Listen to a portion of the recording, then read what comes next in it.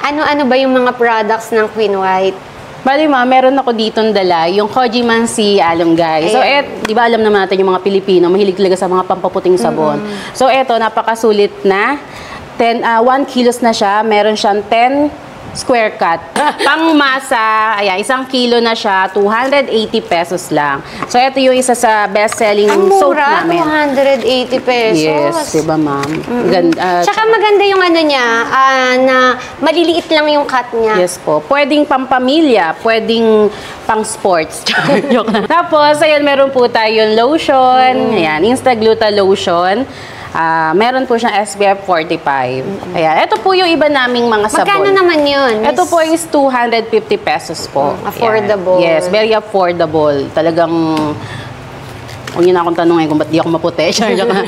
And meron po tayo ibang products. Ayan, ibang soap ni Queen White. Merong Snow White, Cinderella, and Apple Cider Soap Scrub. Yan, ito yung mabenta sa amin kasi pwede siya sa mga bune, pwede siya sa mga kati-kati. Opo, ayan. And meron po tayong mga sunscreen. Ayan. Ito yung mga best-selling sunscreen natin. Tinted, tapos yung physical daily sunscreen. Ano siya? SPF. Magkano yan? Ito po is 190, tapos ito naman ay 150 pesos.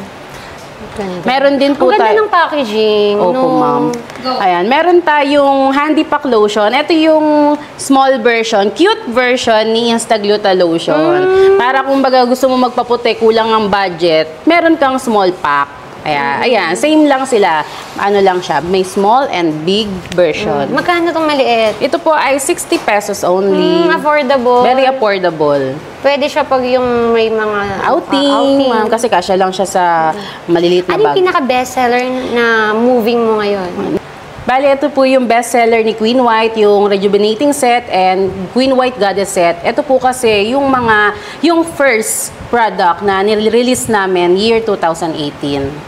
Until now moving? Yes, ma'am. Until now moving. So, kasi ang daming pinaganda. Sobrang effective din talaga. Ang daming pinaganda. Anong pangalan ng Queen White Rejuve Set and Queen White Goddess Set.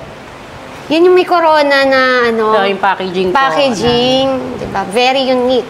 Very cutesy.